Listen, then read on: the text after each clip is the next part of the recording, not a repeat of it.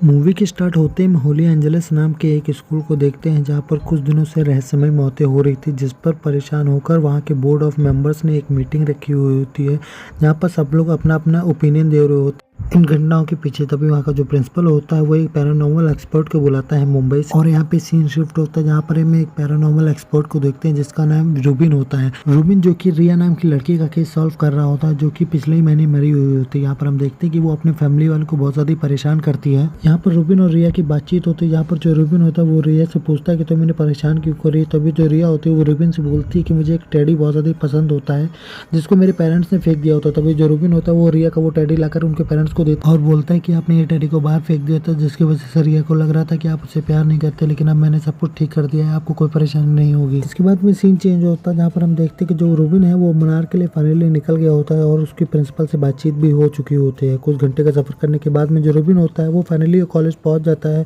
जहाँ पर वो प्रिंसिपल से जाके मिलता है और वहाँ पे दोनों की बातचीत होती है जहाँ पर जो प्रिंसिपल होते हैं वो रूबिन को सारी बातें बताते हैं और बोलते हैं कि मुझे बोर्ड ऑफ मेंबर्स ने सिर्फ 10 दिन दिए हैं इस केस को सॉल्व करने के। तभी जो रूबिन होता है वो प्रिंसिपल से बोलता है कि मेरे ऊपर आप प्रेशराइज मत करिए, मैं सिर्फ अपना काम ही करूंगा। इसके बाद में हम देखते हैं कि जो रूबिन होता है वो प्रिंसिपल के साथ एक जगह जा रहा होता है जहाँ पर जो प्रिंसिपल होता है वो रूबिन को एक कॉटेज दिए होते हैं ठहरने, जहाँ पर आरोग्यम नाम का नौकर उसे मिलता है और यहाँ पर दोनों के बीच में बातचीत होती है जहाँ पर जो रूबिन होता है वो प्रिंसिपल को फोन करके बोलता है कि आरोग्यम भी अब मेरे साथ ही हमेशा रहेगा। यहाँ पर हम अगले दिन का सीन देखते हैं जहाँ पर जो रूबिन होता है वो श्वेता की क्लास में जाता है और उसकी फ्रेंड वगैरह से बातचीत करता है। तभी उसकी जो फ्रेंड होती है वो रूबिन को बताती है कि श्वेता मरने से पहले बहुत ज्यादा ही अजीब बिहेव कर रही थी। रूबिन को पता चलता है कि श्वेता के मरने के बाद में अवंतिका नाम की टीचर 2-3 दिनों से स्कूल नहीं आ रही होती। तभी रूबिन को अवंतिका पे शक होता है और वो उससे मिलने के लिए चला जाता है जहाँ पर अवंतिका उसे बताती कि मेरी तबीयत वगैरह ठीक नहीं थी और मैं एक बुक लिख रही थी जिसकी वजह से मैं स्कूल नहीं आ पा रही थी। यहाँ पर हम देखते हैं कि जो रूबिन होता है वो पुलिस स्टेशन जाता है जहाँ पर वो सबूत वगैरह देखता है जहाँ पर उसे कुछ गड़बड़ लगती है। वजह से रूबिन डेड बॉडीज के पास जाता है जहाँ पर वो डॉक्टर से पूछता है कि इनकी बॉडी टेढ़ी कैसे हो रही है और डिकम्पोज इतनी जल्दी कैसे हो रही है। तभी जो डॉक्टर होता है वो रूबिन से बोलता है कि मुझे भी कुछ ज्यादा नहीं पता। यहाँ पर हम देखते हैं कि जो रूबिन होता है उसे कुछ भी ठीक नहीं लग रहा होता है और वो अपने सारे गैजेट वगैरह लेके अपने कॉलेज जाता है जहाँ पर उसे इन्वेस्टिगेशन करनी होती है। यहाँ पर हम देखते हैं कि रूबिन पूरे कॉलेज में अपने इन्वेस्टिगेशन कर लेता है लेकिन उसे कुछ भी नहीं पता चलता, जिससे हम ये जान सके कि मुकेश और श्वेता की मौत किस वजह से हुई और पोस्टमार्टम रिपोर्ट में ऐसा क्या नहीं आया जिसकी वजह से इनकी बॉडी इतनी जल्दी डिकम्पोज हो। तभी हम यहाँ पर अगले दिन का सीन देखते हैं जहाँ पर रूबिन और अवंतिका दोनों लोग बातचीत कर रहे थे जहाँ पर रूबिन अवंतिका से पूछता है कि तुम्हें क्या स्ट्रेंज लगा था श्वेता के मरने के पहले। इधर दोनों की बातचीत होने के बाद में हम रात का सीन देखते हैं जहाँ पर जो रूबिन होता है वो श्वेता के रूम के बाहर सीसीटीवी कैमरा लगा देता है, श्वेता के रूम की तलाशी लेता है जहाँ पर उसे एक ईयर ड्रॉप मिलता है जिसे देखकर उसे कुछ शक होता है। तभी आरोग्यम को सीसीटीवी कैमरे में एक भूत नजर आता है जिसे देखकर आरोग्यम बहुत ज्यादा डर जाता है और तभी हम रूबिन और भूतनी को दोनों को साथ में देखते हैं अवंतिका के रूम के साइड जाते हुए। हम लोग रूबिन को अवंतिका पर चिल्लाते हुए देखते हैं जहाँ पर अवंतिका को बहुत ज्यादा बुरा लगता है और वो गेट बंद करके वहाँ से चली जाती है। अवंतिका के जाते ही ईवीएम लाइट रेड हो जाती है जिसे देखकर रूबिन को अवंतिका पर शक होता है। इसके बाद हम देखते हैं कि जो रूबिन होता है उसके पास पुलिस स्टेशन से सारे सबूत वगैरह आ जाते हैं, जिसके बाद में रूबिन अपनी इन्वेस्टिगेशन शुरू कर देता है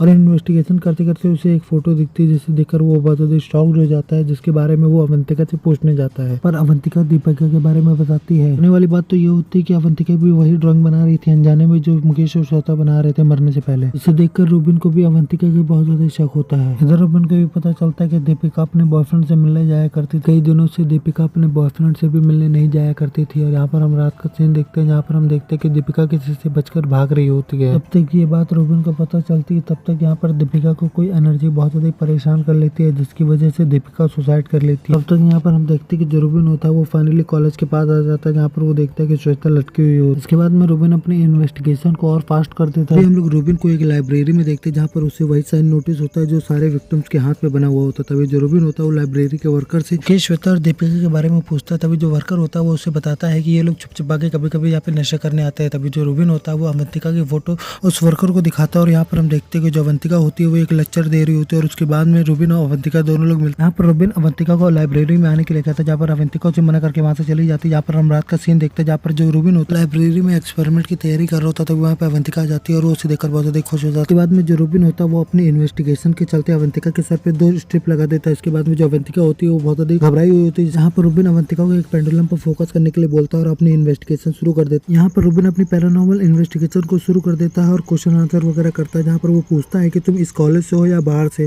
जिस पर उसे आंसर तो मिलता है लेकिन एक लोगों का नहीं कई लोगों का मिलता है। जब देखकर रोबिन भी बहुत ज्यादा शॉक हो जाता है। यहाँ पर हम देखते हैं कि जब अवंतिका के फ्रेंड होते हैं बहुत ज्यादा डर जाती है अवंतिका को देखकर, जहाँ पर वहाँ की सारी आत्माएं जो होती है वो अवंतिका पे हावी हो जाती है, जिसके बाद में वो अवंतिका को बहुत ज्यादा परेशान कर देती है और उसे हवा में उठाकर नीचे पटक देती है, जिसे देखकर रोबिन बहुत ज्यादा शॉक्ड हो जाता है। और यहाँ पर हम लोग अगले दिन का सीन देखते हैं जहाँ पर अवंतिका होती है उसकी बहुत ज्यादा चोट लग गई होती है और यहाँ पर हम देखते हैं कि जो रोबिन होता है किसी से मिलता है और उसे ये सच पता चल जाता है कि ये लाइब्रेरी पहले चर्च हुआ करती थी और उसका शक यकीन में बदल जाता है कि यहाँ पर कुछ तो गड़बड़ हुआ है। बाद में रोबिन लास्ट नाइट की वीडियो देखता है जहाँ पर उसे अवंतिका के पास एक एंटिटी दिखाई देती है, पर रोबिन को कुछ फ्रिक्वेंसी सुनाई देती है जिसको डिकोड करने के लिए वो अपने जूनियर दीपक के पास उसे भेज देता है। और यहाँ हम लोग रोबिन को उसी लाइब्रेरी में देखते हैं जहाँ पर उसके साथ कांड होता है। यहाँ पर हम देखते हैं कि जो रोबिन होता है वो लाइब्रेरी में इन्वेस्टिगेशन कर ही रहा होता है, तभी उसे एक हारमोनियम दिखता है और उसे कुछ अपना याद आ जाता है, जहाँ पर हमें पता चलता है कि रोबिन को म्यूजिक बिल्कुल भी पसंद नहीं है। यहाँ पर लाइब्रेरी की आत्माएं रोबिन को कुछ अपने तरीके से बताती हैं। उसके बाद में जो रोबिन होता है वो सारी फ्रिक्वेंसी को नोट कर लेता है और उसके बाद में वो दीपक के पास उसको भेज देता है जांच पड़ताल करने के लिए।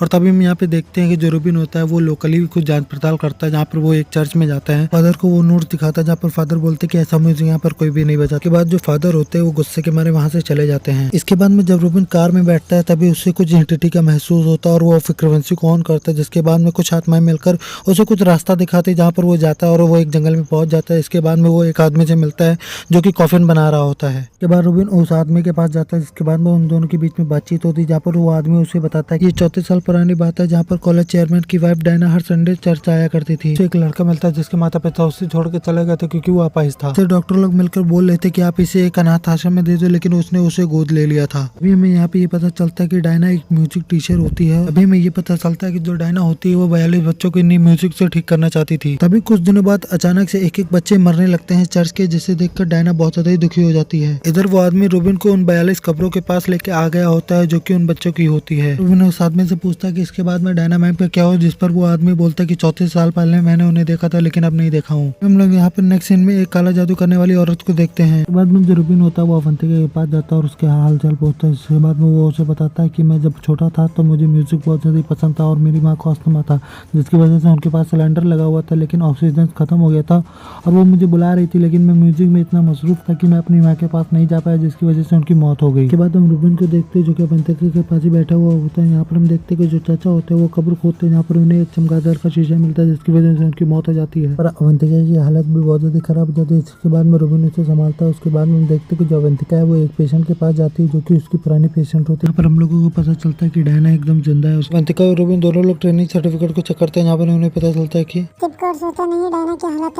अवंतिका होती है वो रोबिन को बताती है कि डायना एकदम जिंदा है, लेकिन रोबिन उसे बोलता है कि वो मर चुकी हैं। जब ये सारी बातें सीनियर को पता चलती है तो वो प्रिंसिपल के पास जाता है और उनसे बोलता है कि ये सारी बातें हमें उनके हस्बैंड को बतानी चाहिए। प्रिंसिपल होता है वो उनसे बोलता है कि इनके हस्बैंड यहाँ पे नहीं रहते हैं, तभी आएंगे जब वो मेरे मरने की खबर सुन लेंगे क्योंकि मैं उनका बिजनेस पार्टनर। और ये बात वो आत्माएं सुन लेती है, जिसके बाद में वो आत्माएं उस प्रिंसिपल को भी मार देती हैं। इसमें हम देखते हैं कि जो रोबिन होता है वो उस आदमी से मिलने गया होता है जिसने उसे सच्चाई बताई होती है, लेकिन वो मर गया होता है। रोबिन को उसके हाथ में एक ब्लैक मैजिक का बॉक्स मिलता है जिसे लेकर रोबिन वहाँ से निकल आता है और रास्ते में आते ही उसका एक्सीडेंट हो जाता है। यहाँ पर सीन चेंज होता है, जहाँ पर हम देखते हैं कि डायना का पति डैनियल उस कॉलेज में आ गया होता है प्रिंसिपल की मौत सुनकर। रोबिन को यकीन हो जाता है कि डायना जिंदा है और उसे एनेस्थीसिया देकर बेहोश किया जा रहा है। यहाँ तभी रोबिन को याद आ जाता है कि एनेस्थीसिया में 3% पेशेंट को आउट ऑफ बॉडी का एक्सपीरियंस हुआ है और वो जल्दी से अवंतिका को फोन करता है और बोलता है कि मैं भी गलत था, तुम भी गलत, ना ही डायना मरी है और ना ही वो कोमा में गई है। उनकी आत्मा उनके शरीर से बाहर है और वो बच्चों के साथ है और वो अपनी ममता के कारण वो अपने शरीर में नहीं आ पा रही है। यहाँ पर हम दूसरी तरफ एक डॉक्टर को देखते हैं जो कि टाइम से पहले वेंटिलेटर हटा रहा था डायना का और बच्चों ने मिलकर उसे मार दिया था। के बाद में डायना को बचाने के लिए रोबिन और अवंतिका उसकी बॉडी को लाइब्रेरी में लेके चले आते हैं जहाँ पर वो चर्च हुआ करता था। यहाँ पर हम देखते हैं डैनियल नाम की पत्नी डायना को मारना चाहती थी। डैनियल की सेकंड पत्नी का नाम ही नैन्सी डैनियल होता है जो कि डायना से बहुत ज्यादा नफरत करती थी। इधर हमें देखने के बाद में ये पता चलता है कि जो डायना होती है वो म्यूजिक से बच्चों को ठीक करना चाहती थी, लेकिन जो डैनियल होती है वो ब्लैक मैजिक से बच्चों को ठीक करना चाहती थी। जब वो ब्लैक मैजिक करने लगी थी तो बच्चे ऑटोमेटिक मरने लगे थे। सारी बात जब वो डायना को पता चलती है तो नैन्सी उसे बहुत ज्यादा मारती है, जिसकी वजह से वो कोमा में चली जाती है। तर जो डैनियल होता है वो नैन्सी से डायना के बारे में पूछता था, जो नैन्सी होती है वो डैनियल को मार देती। बाद में नैन्सी डायना को मारने के लिए वही लाइब्रेरी में चली जाती है जहाँ पर रोबिन और अवंतिका होते हैं। अवंतिका और रोबिन दोनों लोग नैन्सी को रोकने के लिए जाते हैं, लेकिन नैन्सी के गुंडे दोनों को रोक लेते हैं। जहाँ पर अवंतिका को एक गुंडा मार कर बेहोश कर देते हैं, लेकिन रोबिन से झड़प हो रही है। यहाँ पर नैन्सी जैसे ही डायना का मास्क हटाने लगती है तभी वहाँ पे जितनी भी बच्चों की आत्माएं होती है वो उसे रोकने लगती है। यहाँ पर उससे बचने के लिए जो नैन्सी होती है वो चमगादड़ों की फौज बुला लेती है, रोबिन के पास जाती है और बोलती है कि मैं इसे मार दूंगी और तुम इससे नहीं बचा पाओगे। इसके के बाद देखते हैं कि जो नैन्सी होती है वो डायना को मारने के लिए एक इंजेक्शन लेके जा रही होती है। तब यहाँ पे जितने भी बच्चे होते हैं बहुत ज्यादा परेशान हो जाते हैं। तभी रूबिन होता है वो दीपक की बताई गई फ्रीक्वेंसी को बजाने लगता है और यहाँ पे हम देखते हैं कि जितने बच्चे होते हैं वो रिलीव करने लगते हैं और उसकी जो माँ होती है डायना वो अपनी बॉडी में जाने के लिए तैयार हो जाती है। तभी उसके जो बच्चे होते हैं वो उसे रोक रहे होते हैं और वो ऐसे रहती तो वो अपने बच्चों को नहीं बचा पाती। अपने बच्चों को बचाने के लिए उनको अपनी बॉडी में जाना जरूरी था, इसलिए वो अपनी बॉडी में चली जाती है। और हम देखते हैं कि जब वो अपनी बॉडी में चली जाती है हाथ से नैन्सी को रोक लेते हैं और बोलते हैं कि तुम जिंदा नहीं बचोगी। जिसके बाद में हम देखते हैं कि उनके जितने भी बच्चे होते हैं वो नैन्सी के हाथ पैर टेढ़े कर देते हैं और उसकी दर्दनाक मौत हो जाती है। इसके बाद में सब नॉर्मल हो जाता है और जो डायना होती है वो फिर से बच्चों को ट्रीटमेंट करना शुरू कर देती है। हम अवंतिका और रूबिन को देखते हैं और मूवी यहीं पे एंड हो जाती है।